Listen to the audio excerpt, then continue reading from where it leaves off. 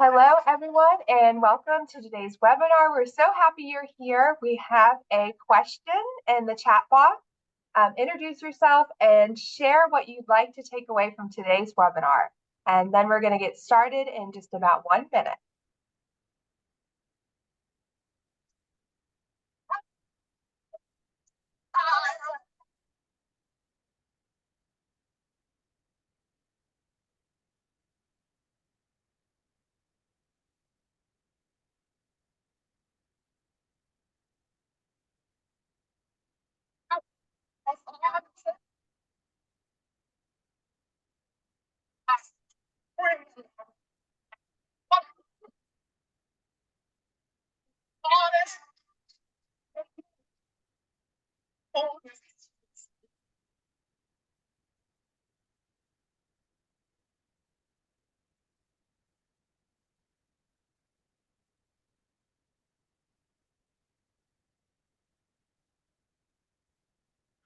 Okay, if you guys are ready to get started, I wanted to introduce myself. My name is Stephanie Chan. I'm the Assistant Program Director for AmeriCorps NCCC.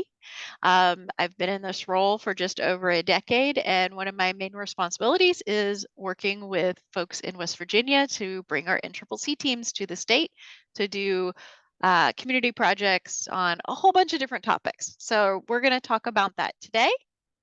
Dana, do you mind hitting next? Oh, yeah. There you go. Cool. So just some reminders. I know everybody is very familiar with Zoom and all of this at this point, but if you could leave yourself on mute during the presentation, we'll do some Q&A at the end. You can unmute yourself and ask in that. You can also use the chat to ask questions or if you're looking for clarification on something.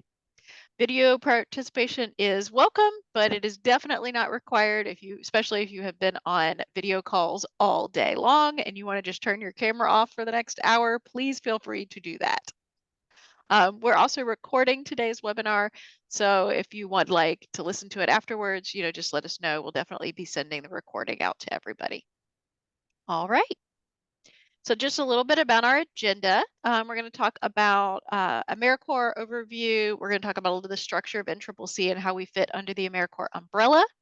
We'll talk about our service areas. I've got an example of a cool project in the state we did a few years ago.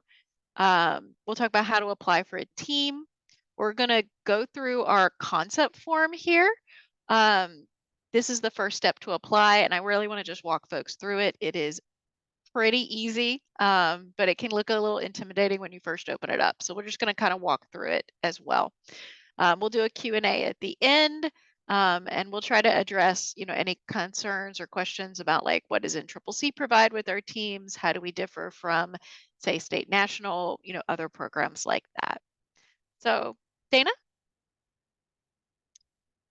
This is also an excuse for me to show off all of my West Virginia pictures of teams serving all over the state. So just bear with me if this is a little photo heavy.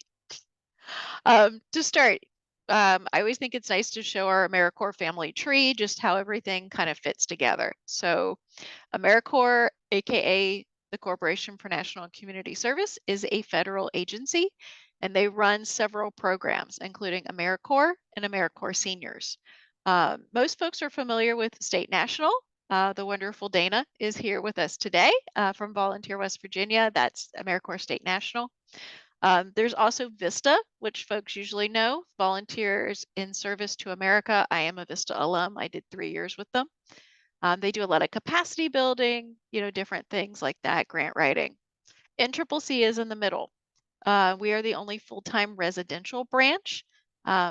That does mean that, Dana, can you flip to the next slide? So our projects last anywhere from 3 to 8 weeks. Basically, it's a team that comes.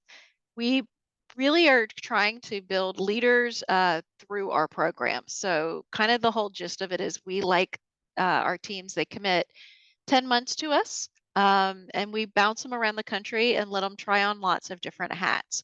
So 1 month they might be building homes in one state, and then a month later they might be doing trail work in another state. Month after that, working in an after-school program, in a community, doing taxes with United Way. So lots of different experiences, lots of different hats.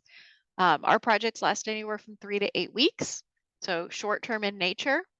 Um, but yeah, it makes us a really easy program to work with, and we'll talk more about some of the specifics as we move on.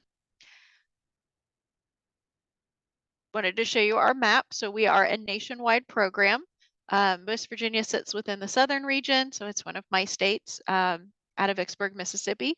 There are other campuses that cover the rest of the United States and its territories. And then, like I said a little bit earlier, our mission with AmeriCorps NCCC is to strengthen communities and develop leaders through team-based, direct team-based national and community service. So if you are at all familiar with the CCC crews that built a lot of our like roads and state parks and different things across West Virginia, NCCC is very similar to that. The biggest difference is that we let women in. That was male only. But it's very similar. Folks come to us from all over the country. We put them on teams and we send them out into communities to do great things. So the basics of the program, we are a full-time residential program. So members do, this is a full-time commitment for 10 months. They live and serve in communities together. Our average project, 6 to 8 weeks, though we've done them as short as 2 to 3. Team-based. So our largest teams can be up to 12. Our average teams are really from 7 to 9. I think most of our teams right now are 8. That does include a team leader. A team leader is a logistical lead, though, not a technical lead. And our members are 18 to 26. Average is 20 to 21. So our age cap is 26 for a core member. Our team leaders, we don't really have an age cap for them, but for the most part, they're in their late 20s to early 30s. They come from everywhere, all over the United States. I've had them on my campus from as far away as Saipan in the Pacific or, northern Alaska. About a third of them are going to be recent high school grads. A third, this is like a gap year. They've had a little bit of college. And then the last third are college graduates. So basically every walk of life, everywhere you can think of. So the teams are very diverse, which is kind of some of the soft skills that we're building this year is learning to live and work with people who might be different from you. They're well disciplined. They are here to work. The biggest complaint I get from them is, oh, the organization ran out of work for us to do. But they do have beginner level skills. For them, this really is a skill building year. They're here to try stuff out, to see what they like, what they don't like, um, live in different communities, and just kind of figure out, what comes next. It's an awesome program for young adults that just aren't sure what they want to do next, or if they want to go to college, or if they want to go to trade school. And it gives them 10 months to try out a lot of different things and figure out, what are they skilled in and what do they want to do. In addition to that resume building I just talked about, another thing that is, the travel. Most of our members are not from West Virginia, but they get to experience the state, in all of its different seasons. They get to travel to big and small communities and just, enjoy that, that learning experience. They get to leave their mark. Dana and I were talking prior to this. One of the things I hear a lot from them is the last couple of years have been very different for them. There's been a lot of virtual learning. There's been, not as much travel, and they want to do stuff. They watch the news, they hear the headlines, and they want to help. They want to be involved. They want to get out of their comfort zone. And this is a chance for them to do that. They do earn an education award if they complete all 10 months with us. The education award can be used to pay back student loans, or it can be used to pay for other education. It is accepted in trade schools, other learning environment programs. Most colleges and universities accept it. It can also pay for educational expenses. So like, let's say you were taking a graphic design program or an accounting program. You could use it to buy a computer. You can use it to buy your books. I know of a few members that have used it to pay for rent, while they went to school. So things like that. It's very versatile. While they serve, they also get a living allowance from us. So this isn't like a free thing. They do get a stipend. It's not huge. It's not a ton of money, but it does help pay their bills. Their room and board is also covered. Teams are given transportation, usually a couple 15 passenger vans. We cover the gas and the insurance on that. They get a health stipend, health benefits program through us. Their workers' comp, torts, liability is all covered by us as well. We also do background checks, fingerprinting, sex offender registry, TB tests, drug screening, whole 9 yards, just to make sure it's as easy for our members to work with you as possible. So. And eligible sponsors. So basically, if you're not a for-profit company, we can probably work with you. We work with local state government. Project I'm going to show in a little bit was actually a foundation, a city foundation. We work with nonprofits, county and state government. We work with tribal organizations, national and state parks, state forests, school districts, basically the whole 9 yards. And these are our service areas. So this is very comprehensive. Basically, we have environmental stewardship and conservation. We do infrastructure improvements, all aspects of the disaster cycle. So that's everything from preparation and mitigation, which could be we just had some big storms out there. We've done some projects where we handed out weather radios, to community members and taught them how to use them, all the way through repair work of homes that were damaged. We did a lot of work after the 2016 flood for many, many years around the state, rebuilding bridges and different and homes and home repair. We do tire cleanups and stream bank restoration. I have a team down in Kincaid. Well, they just left a few days ago, but they've been down in Kincaid building a trail near Beards Fork. We also have a catch-all, urban and rural development. So any project that doesn't kind of easily fall into one of these other ones, we put in urban and rural development. NCCC is really designed to basically listen to communities. We do not self-deploy. We have to be invited in through our application process. And we want the communities and organizations to tell us what they need. And then we do our best, to meet that need as we can. So here's a couple examples of different projects we did. The photo here is Elkview. We were doing a tire cleanup. That river flooded a lot in 2016, and they were still dealing with some of the debris, that was constantly washing up, from that. So we went out and did a big tire and other, debris cleanup along the stream bed. We've also done environmental surveys. We've done donations management, not just after disaster, helping streamline donation processes to make it more efficient, for the nonprofit. Home construction and repair. We did a project back in February, March with a United Way in Fairmont doing VITA taxes, so helping with tax preparation. We've done environmental programming. We've helped repair roads, lots of trail work around the state. So kind of if it doesn't involve fundraising or lobbying, we can probably do it. And we really love variety projects. So this is definitely, if you are like most organizations where you've got a list of projects that you would love to get to if you just had more help, this is the kind of thing where you bring out that list. We love projects that give our teams a lot of variety and experience, trying different things. So here's an example of a project we did several years ago. Sutton, West Virginia was hit really hard in the 2016 flood. It damaged a lot of buildings, but it also left these massive potholes in their historic brick road downtown. We sent a team to them for about a month in the spring of 2019, and they spent that month pulling up bricks, leveling or adding new sand, and then laying the bricks down. So they did over 3,700 square feet of brick roadway, through the center of town. They also cleared several miles of trail around the city, removed gravel and prepped for this drainage system that was being installed. They installed signs. So this was a really cool kind of city government project working all over the city on different tasks.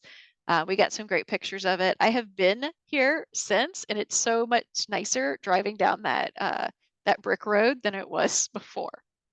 Um, but yeah, so one example of a project that we've done. NCCC projects should all address a compelling community need. So if you're hearing all of this and you're thinking, oh, I have a to-do list of stuff that I would like to get done. So here's the big things. We need to be able to address a compelling community need. Compelling, though, is up to you all. We really, like I said, are here to work with our communities in partnership with them. So we want you to tell us what your community needs, what you need. It should have well-planned tasks and sponsor supervision. So our members are green, but they are here to learn. So we do need supervision and training. If it can involve the community, we love that. We love to have them, out getting to know people, but we understand it's not always appropriate for the work. But it should allow opportunities for members to grow and develop. So, an orientation, training, learning about the site and the work. Why are we doing this the way, we are? We were out in Thomas, West Virginia, I want to say about 6 to 8 months ago, and they were working on some projects around the coke ovens, up there, just kind of historic preservation. So there was a service learning training on what those are and, the history of those in the town that just, it made everything make sense, that the team was doing. So,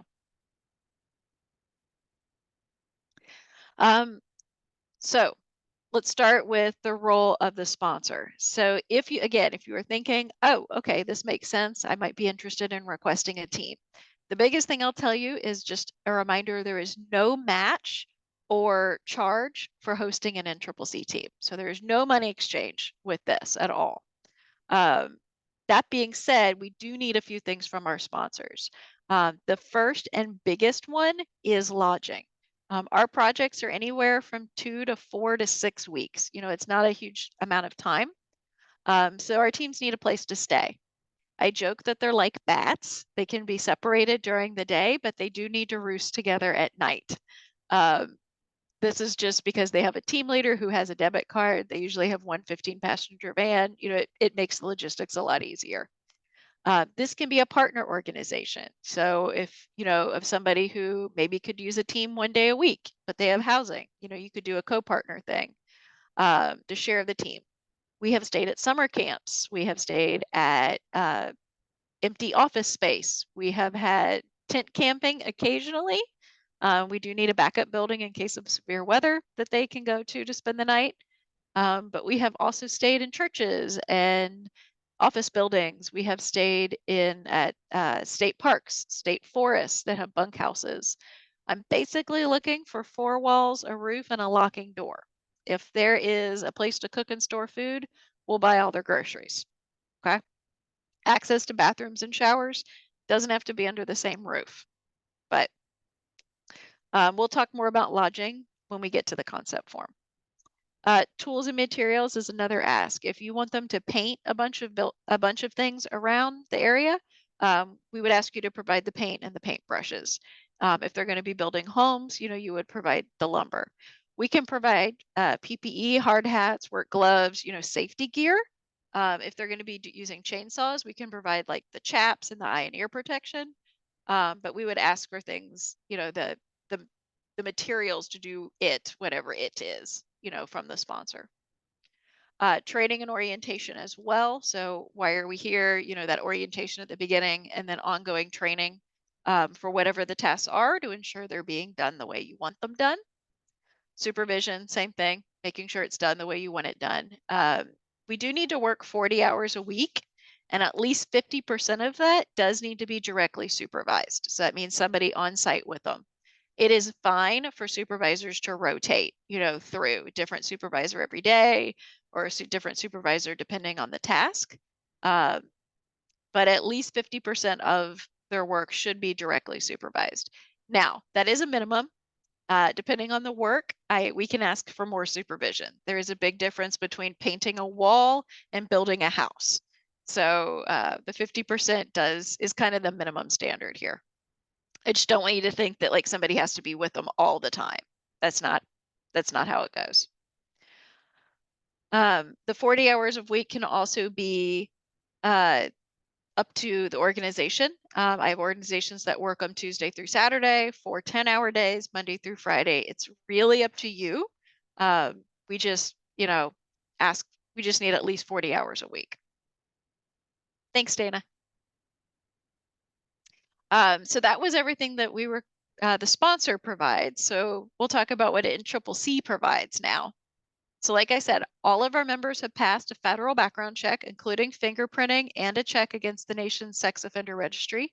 They have passed a TB test and a 10-panel drug screen, and we do randomly drug tests throughout the year as well. Each team comes with a team leader who is a logistical lead. They handle team concerns, personnel issues, and they kind of serve between the sponsor and the rest of the team as a go-between. Our sponsors are responsible for providing the work during the work week. This is not like a thing where you're a cruise director and you're responsible for them on weekends or after hours. Now, if like a pipe burst at their housing and they make a phone call to try to like resolve that, we would hope you would pick up the phone. But you're not responsible for them after hours. It's not that kind of a thing. The team leaders got them during that. They come with their own transportation. It's a 15-passenger van usually. We cover the gas and the insurance on their van as well. We also provide their workers' comp, health benefits, torts coverage. If they accidentally break something, that is usually covered as well. We budget them for food, laundry, and if needed, tolls. So, if they had to go up and down around Beckley and hit that toll road, we're going to give them toll money as well. So, given a lot of information here about our program. Like I said, for a lot of folks, we are their first federal grant. We're the first time to kind of dip their toes in the AmeriCorps or national service world. We've done all of the stuff I've been mentioning just to try to lower the bar to make us as easy as possible to work with. Most of the folks we work with don't have a big grant capacity. They aren't professional grant writers. Our applications are designed to be very blunt. We're not looking for a bunch of financial information or sustainability plans or lofty language. Well, let me show you. Okay. So you have somebody assigned to you. So in West Virginia, it's me literally every step of the way. I answer questions all the time about this stuff. I give everybody my direct cell number and my email so they can reach out whatever way they're most comfortable with. It is a two-step process. We use a concept form and an application. Our concept form is very basic. It's what we're going to walk through in a minute. But it's basically just, who are you? What do you think? What are we going to do? Where do you think you'd house them? We use the concept form to look for red flags or things to follow up on. In the grant world, it would kind of be called like a letter of intent, but it's mostly just, bubbles and filling in the blank. Our full application comes later, whereas a concept form might say, give me a paragraph about what the team would do. The application is going to ask for a work plan. So week 1, what's our priority? What's our backup? Week 2, what's our priority? What's our backup? Kind of a thing. You can apply up to 4 times a year. We have 3 different project rounds, but they're kind of broken out into 4 time periods. I'll show you the calendar in a second. Some folks apply once a year, some folks apply 4 times a year. You really only compete against folks who apply the same round as you do. So pretty versatile. And then the application also doesn't change that much. We're not uploading to some crazy system. Everything is emailed directly to me. And also, if you fill it out 1 year and then you decide to reapply, our applications, don't change formatting. So you can kind of recycle and update applications as well. So I said I'd show you the calendar. Here it is. So easiest to think of us is we kind of follow the school calendar. So we're available between early August and early May every year. We use June and July to train our new class that then deploys in August. So I'm doing outreach right now for round 1, which is going to be August 7th through October 30th.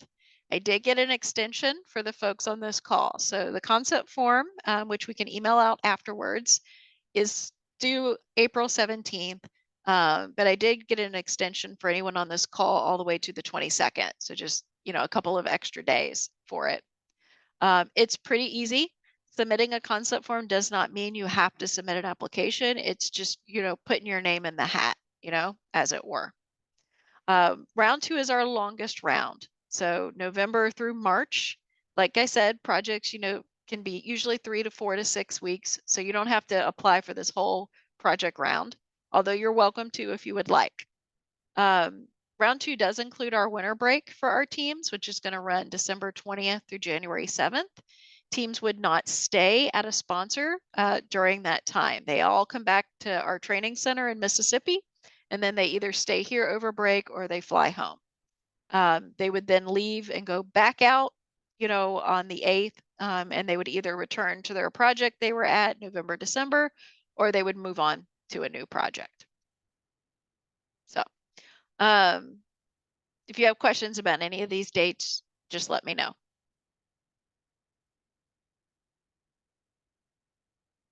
Okay, so we're going to walk through the concept form now. So this is the thing that would be due April 17th, or, in our case here, by the 22nd. This is emailed directly to me. So the first step is what I call the getting to know you section. So your organization name, mailing address. If you have a co-sponsor or you're sharing a team with another organization, that would be a secondary sponsor. Your organization type. Question 3 here, it says authorized representative. So that's who am I talking to if I have a question? Like who am I allowed to call or email to ask questions about this form? Okay. Pretty easy. Project information. So, give your project a title. I'm not looking for something fancy, but just, sum it up in a couple of words, what we're looking at here. Project start and end dates. So this tells me what round you're applying for. So I do need it to match one of the 3 rounds, on the RFP I showed you a minute ago. And then we're looking for fixed and flexible. So if, let's say you were applying for round 1 and you really wanted the team, mid-September to October, you would give me a start date in mid-September and write fixed. And then end date, you might say the last day was October 30th, and you can write flexible. If you could do anything in that round, you would just give me the start and end dates of the round, mark fixable or flexible. And then under estimated weeks, that's how many weeks are you looking for? So start and end date is basically give me a time frame when you could have the team, within the round. And then estimated completion weeks tells me how many weeks you're looking for. I hope that makes sense. How did you hear about NCCC? You heard it from an NCCC staff member. So you can just mark that one too. If you've been a sponsor in the past, you can mark that as well. Okay, so this is what I get most of my questions about. So is your organization currently funded wholly or in part by AmeriCorps? If you do not know what that means, the answer is probably no. If you are a grantee through Volunteer West Virginia, then you would mark, or VISTA, you would mark yes to these 2 questions. And then you would write here, at the bottom of number 6, what those were. That doesn't mean you're not getting a team. This is just one of those things we want to know. Are there other AmeriCorps programs at your organization? So doesn't mean yes, doesn't mean no, just info that we're looking for. 7, would this project replace any current or projected staff or contracted labor?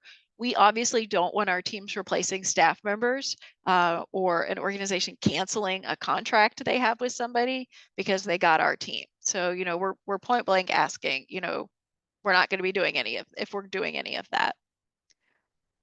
8 and 9, we just want to know if this is your first time hosting a team or not. If you aren't sure, call me and I'll look it up in our records if you are. And I can help you answer all of these. The fee for service, that's Conservation Corps. So if you worked with Youth Conservation Corps, Southeast Conservation Corps, any of our Conservation Corps programs, you would mark yes here. Again, Sorry. Again, marking yes or no doesn't mean you're not going to get a team, just something we want to know.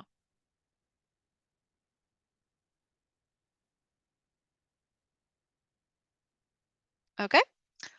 Question 10, primary area of community need. So I showed you our focus areas here. You would just select one of these that you feel like the project best fits under. Now, let's say that you aren't sure which area it fits under. When we send the concept form out, we also send out an instruction guide. The instruction guide goes literally question by question, explaining what we're looking for, and it gives a really great description of each of the focus areas. Do not worry if your project is not a perfect fit for one of the focus areas. We can change it when we get to the application, not a problem. And B, when we get to the application, you're going to be able to select multiple of them. For the concept form, we're just looking for, what's the best fit right now. Okay, so we've gone through kind of the questions here. The next section is we have two narratives. For both of them, we want you to very clearly label, like where your questions are coming from on here. If you can add both the question and the answer, the questions will be in the instruction guide.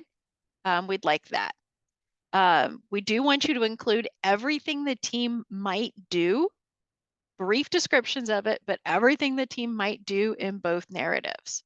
It might not all fit. Okay, so if you start running out of room, if the print starts getting really, really small, put everything on a Word document or other, other Word program and just attach it to the email along with this form. I can make everything fit on my end. Okay, so narrative 1 is the need narrative. These bullet points here is all we're looking for with that. Again, this is like a 40,000 foot view, okay? No lofty language. We're not asking any financial questions. It's basically just what's your organization's mission? What need is this project going to meet? What happened? What's going on? How is your organization currently meeting the need? And how will this project, meet that need? It is fine for this whole thing to be one paragraph. You can do this, all of these little bullet points in a single paragraph, 2 smaller paragraphs. That's fine. Oh, and that was a picture of the team in Kincaid. They were doing an Easter egg hunt 2 weeks ago. Narrative 2 is the project design. Okay, so basically give me a couple paragraphs, give me some sentences on like what this is going to look like. Okay, and again, I want this blunt. Okay, why are you requesting a team? What is the team going to be doing? If it's a laundry list of projects, give me that laundry list of projects. Again, this is a concept form. We'll go into more detail on the application. So if you think of more stuff later, or if something that was originally on this concept form list isn't possible, that's fine. Okay, we're not to there yet. But give me everything you think they might do. What are the outcomes of that? If we did this and it worked, what's the benefit to you? What's the benefit to the organization, to the community? What outputs are we looking at? Like, how are we going to measure this? If we're doing trail work, are we going to be looking at miles of trail? If we're working on homes, like what's the goal? Like number of homes built, number of homes repaired, things like that. We usually do have a little bit, we do want to ask about accessibility on the work site for folks. We award projects and then match the projects to teams. So if you tell me, oh, my project is not accessible for anybody with mobility, vision, or hearing challenges, that's okay. But in order to make the best match, I am going to ask questions about this. And is your project accessible isn't a yes or no answer. There are definitely things that are accessible to folks, with hearing challenges or low vision that wouldn't be accessible to somebody with, say, mobility challenges. It's all, a spectrum. So, okay, locations of service. So where's the primary location? So if your project is going to cover multiple cities, multiple areas, that's fine.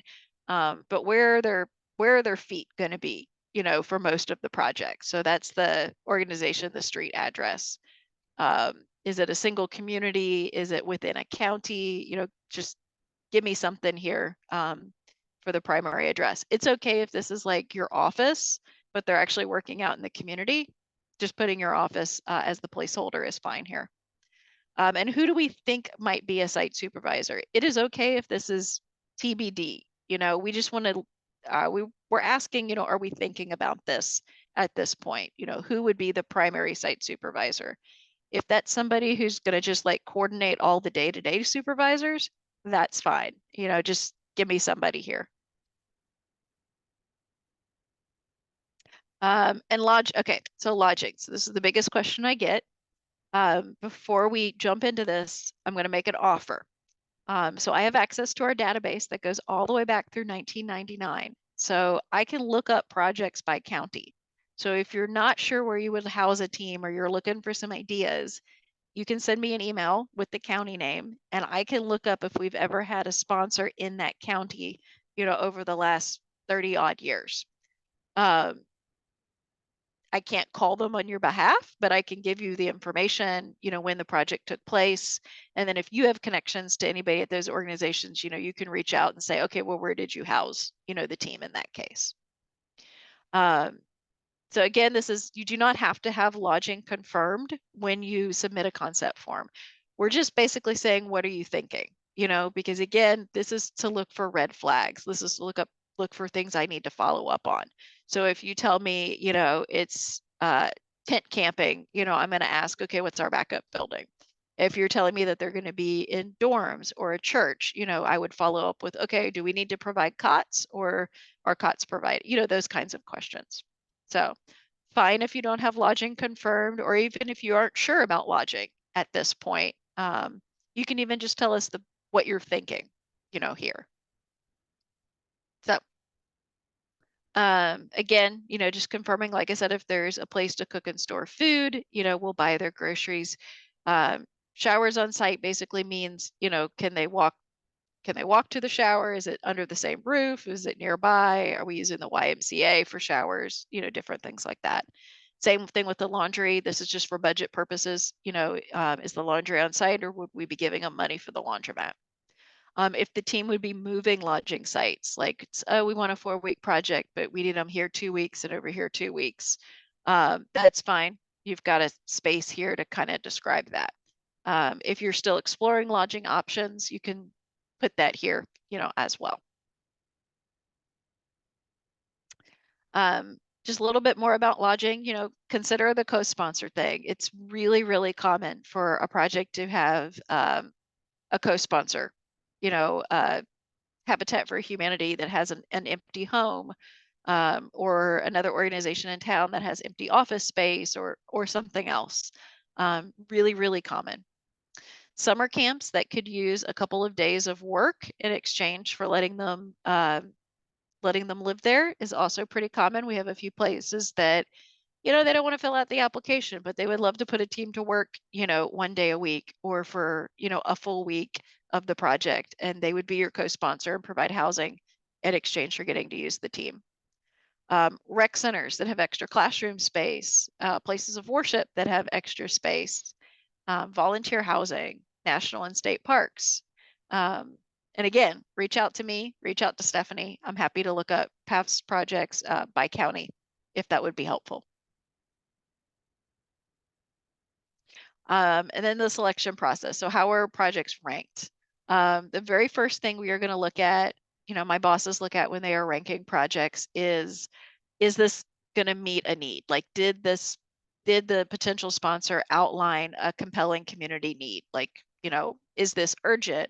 Does it need to happen now? Is, just what's the need? And does that need fit one of our 5 focus areas? We're going to look at, are there clearly defined outputs? Like, does the sponsor know what they want done? When we look at how do we determine if this is a successful project, are there things identified for that? Had they identified at least one potential site supervisor that could provide that weekly guidance, supervision, and training? And have they identified at least some potential housing, that fits? It is totally fine if your site supervisor and your housing changes between concept form and application.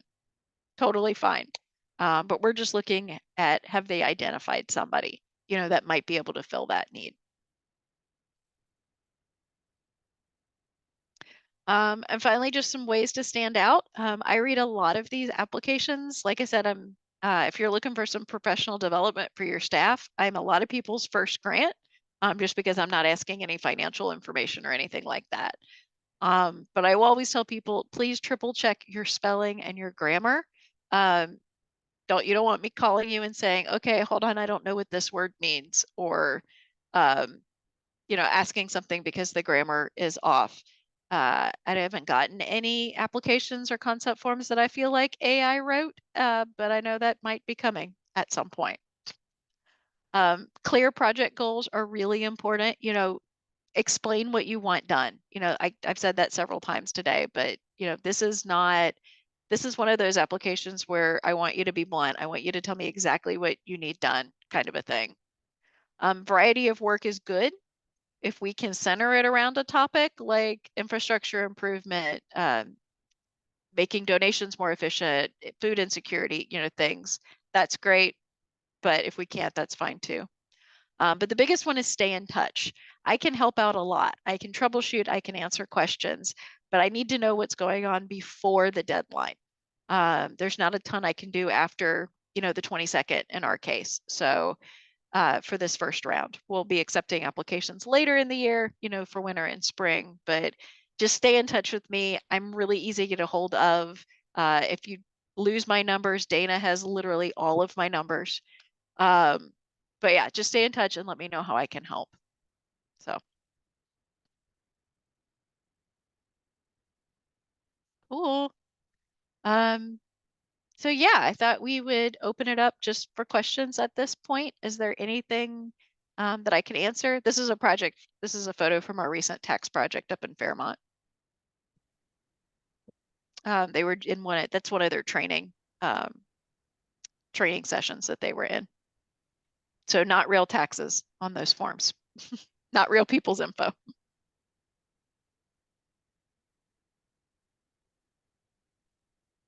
But yeah, feel free to come off mute or put your question in the chat, whatever is easier for you.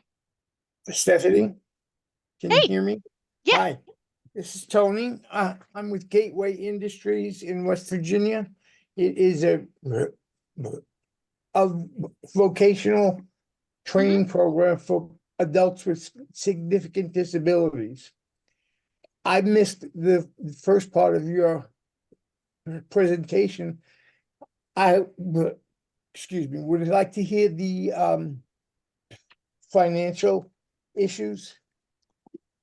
There's no match or cost share to host one of our teams. So no There's- exchange of funding at all. Okay, that answers it. No exchange of money at all that we're responsible for. No.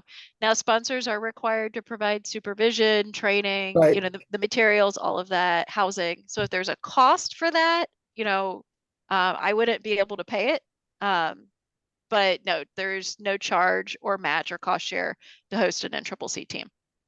And we're just responsible for making sure they have a place to live and they're getting quality supervision.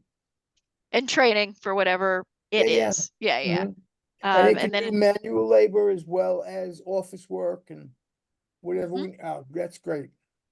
Thank you. You answered my question. You're welcome. One more. Will we Yeah. get all this? Can we get all of this paperwork that you just showed us? Yes, Because I now have to present this to my boss. No, we'll send it out. So when we send it out, we're going to send out the RFP. So it's all the dates and deadlines. We'll send out the concept form, which is what we just walked through, the instruction guide for the concept form. And then the fourth thing I like to send out is what I call my project sheet or brainstorming sheet. And it's examples of previous projects we've done under each of our focus areas. So just sometimes that's helpful to kind of envision, like what our teams can do. Great. My question is in regard to the school calendar schedule. Yeah.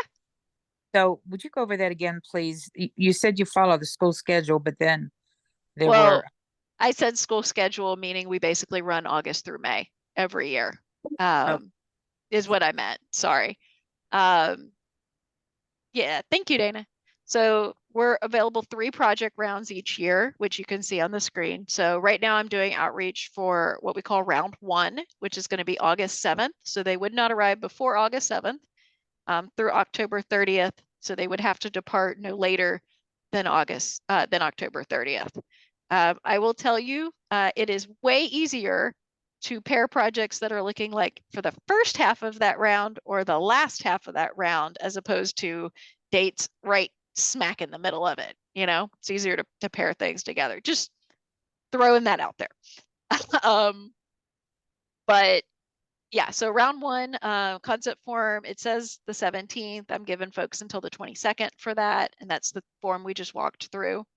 Once concept forms are accepted, we would send out the application template for the full application. We do webinars. We'll do a webinar at that point, basically walking folks through the application. So everybody we've invited to submit it, we invite them to a webinar.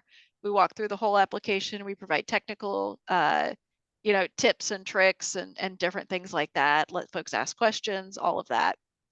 And then you would find out at minimum 4 to 6 weeks before your team arrives if you were getting a team or not. So for August 7th, let me just do some counting here. So let's see, 1, 2, 3, 4. Okay, so you would find out no later than the week of July 8th if you were going to get a team starting on August 7th. Okay. We would actually be aiming for the end of June to tell you a team was coming in August, but you would absolutely find out no later than like the week of July 8th. We're one of the fastest programs, from concept form through boots on the ground. That's what, April, May, June, July, like that's 4 to 5 months, from start to boots on the ground, which is pretty fast for a federal grant. Okay, and generally, on an average, how many members are in a group? Right now our teams are 7 to 9. I've seen them as large as 10 or 11. Just normal attrition. They're going to be bigger in round 1, than they would be in round 3. But for the most part, for planning, 7 to 9, maybe up to 10, is a good number. And that does include the team leader, who is the logistical lead, not the technical lead.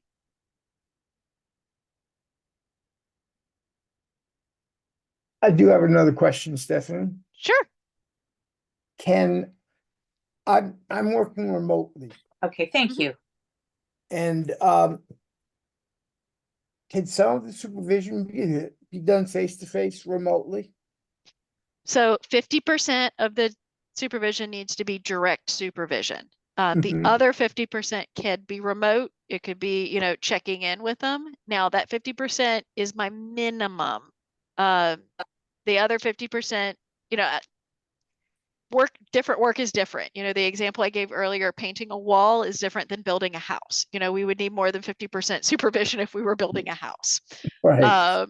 So that's kind of be based on your project. But yeah, I definitely have sponsors who are direct supervision, 2 to 3 days a week. And then after the team gets used to the project, kind of knows what they're doing, they might go out a day or two, and just radio in when they have questions. So 50% direct supervision, the other 50%, if someone's a short phone call or radio call away, that's great.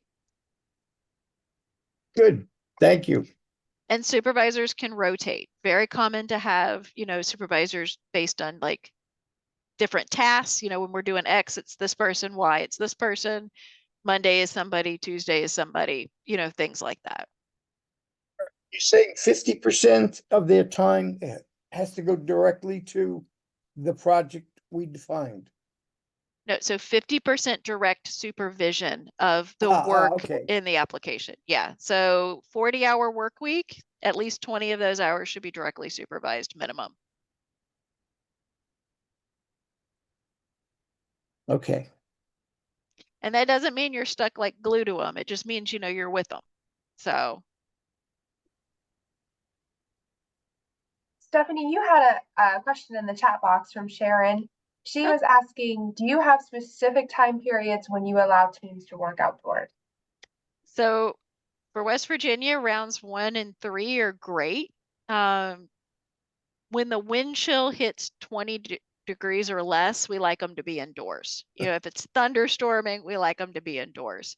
So I would say, you know, all the way through mid-November, you know, it's probably fine to be outdoors. As we get closer into December, January, February, you know, that's when we might be looking at more indoor type of work. So.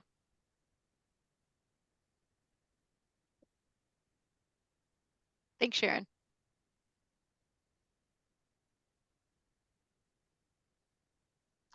Any other questions?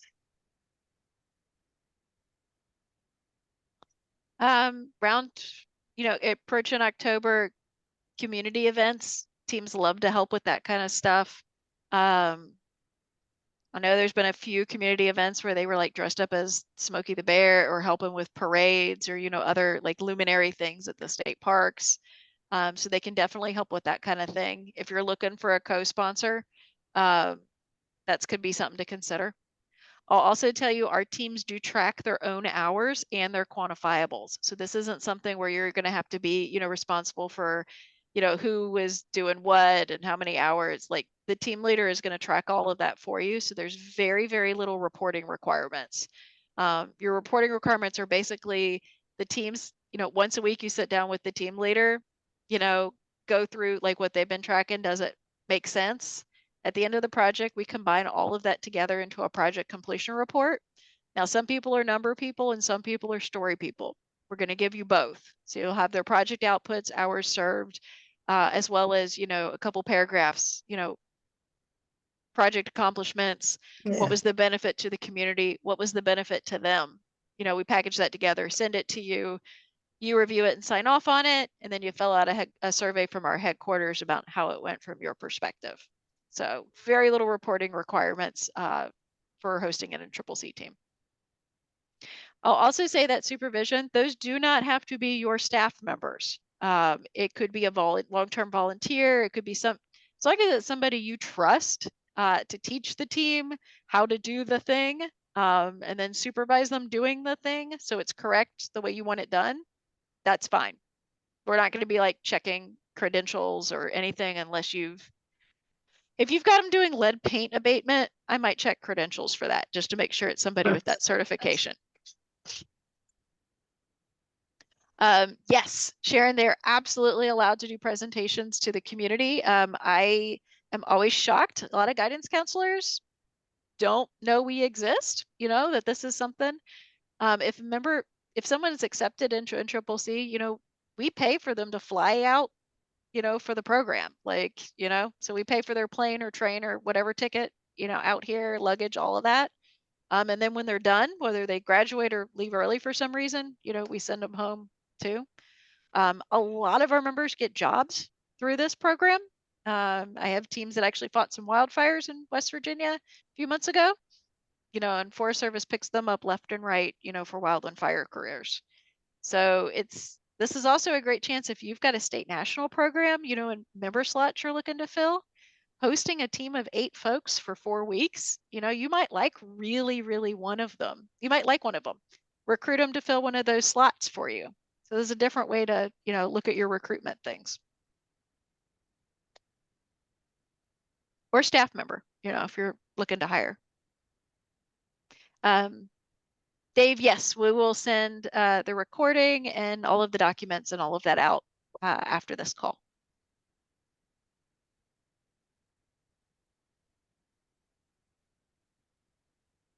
Any other questions? Okay, well, I'm going to put my email in the chat here. Pretty easy. My name is Stephanie Chan, and my email is schan@AmeriCorps.gov. So Dana will send everything. If you have questions, send it to me. We also put a photographer on every team, you know, that's trained on how to like write media releases and do all the social media stuff I don't understand, take really great pictures. So, if you were looking for something like that, this is a great way to get those too. Our members already signed all the press releases, so you guys get to take pictures of them also. All right, thank you, Stephanie. Stephanie's wonderful to work with. We always want to bring teams to West Virginia, so we're really grateful for all of you, and we hope you all send in your concept forms and be in touch with Stephanie if you have any questions, and I'll be sending out this recording and the documents later. So Stephanie, thank you so much. I think you did a wonderful job, and I really appreciate it. Thanks, everyone. I hope it wasn't too much of an information dump, but I did want to walk you through the concept form because I think it makes it a little less scary. It's pretty self-explanatory once you start filling it out. Good presentation, Stephanie. Yes, thank you. I hope to hear from you all. We want more teams in the state. So even if round 1 doesn't work, call me. Let's talk about rounds 2 and 3. Okay, great. Cool. Have a great rest of your day. Thanks for joining us. Thank you. Enjoy Bye. the weekend. It's Friday, everybody.